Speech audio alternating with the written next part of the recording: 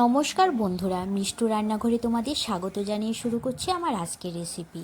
আমার আজকের রেসিপি হলো ঢেঁড়স দিয়ে শুটকি দিয়ে। এর জন্য আমি এখানে ঢেঁড়স কেটে নিয়েছি আর নিয়ে নিয়েছি শুটকি, পেঁয়াজ, রসুন আর লঙ্কা। প্রথমে আমি গ্যাসে একটা কড়াই বসিয়ে দিয়ে দিলাম সর্ষের তেল। তেলটা যখন গরম হয়ে গেছে তখন এর মধ্যে দিয়ে দিলাম কোচানো পেঁয়াজ। পেঁয়াজগুলি এখন আমি ভেজে নেব। পেঁয়াজগুলি যখন বাদামি রঙের হয়ে আসবে তখন আমি এই পেঁয়াজগুলির মধ্যে দিয়ে দেব শীতল শুটকি। পেঁয়াজগুলি এখন আমি ভেজে নেব।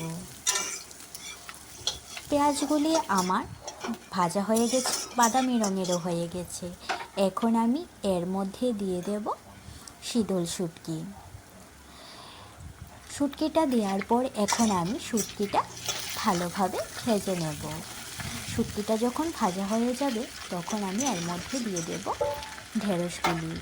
শুটকিটা ভাজা হয়ে গেছে, এখন আমি এর মধ্যে দিয়ে দিচ্ছি কেটে রাখা ঢেঁড়সগুলি। ঢেঁড়সগুলি সবগুলি দেওয়ার পর এখন আমি ঢেঁড়সটা হালকা নাড়াচাড়া করে নেব।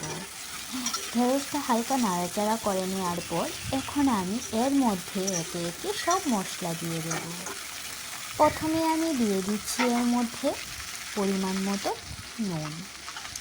এখানে আমি হাফ চামচের মতো নুন দিয়ে দিচ্ছি। হাফ চামচ নুন দেওয়ার পর এখন আমি এর মধ্যে দিয়ে দিচ্ছি পরিমাণ মতন হলুদ। এখানে আমি হাফ চামচ হলুদ দিয়ে দিলাম। নুন হলুদ দেওয়ার পর দিয়ে দিচ্ছি 1 চামচ রসুন কুচি। রসুন কুচি দেওয়ার পর দিয়ে দিচ্ছি 1 চামচ কাঁচা লঙ্কা বাটা। ঝালটা তোমরা তোমাদের পছন্দ মতন দিতে পারো। সব কিছু দেওয়ার পর এখন ঢেঁড়সের সাথে সব কিছু মিশিয়ে নিয়ে এখন আমি ঢেঁড়সটা সেদ্ধ হওয়ার জন্য আমি 5 মিনিটের জন্য ঢাকা দিয়ে দেব, যাতে ঢেঁড়সটা খুব ভালোভাবে সেদ্ধ হয়ে যায়।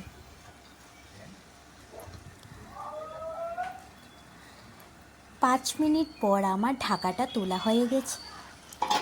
এদিকে ঢেঁড়সটা খুব ভালোভাবে সেদ্ধ হয়ে গেছে। এখন আমি ঢেঁড়সটা হালকা কষিয়ে নেব। ঢেঁড়সটা যখন কষিয়ে নেওয়া হয়ে যাবে তখন আমি এর মধ্যে দিয়ে দেব পরিমাণ মতন জল।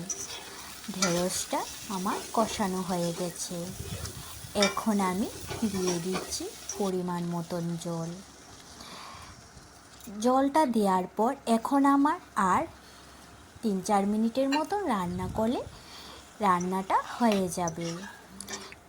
ঢেঁড়সের গায়ে গায়ে যখন ঝোল লেগে থাকবে তখন আমি এই রান্নাটা নামিয়ে নেব। ঝোলটা ফুটে এসেছে, আর 2-3 মিনিট রান্না করে রান্নাটা নামিয়ে নেব। রান্নাটা আমার হয়ে গেছে, এখন আমি নামিয়ে নেব।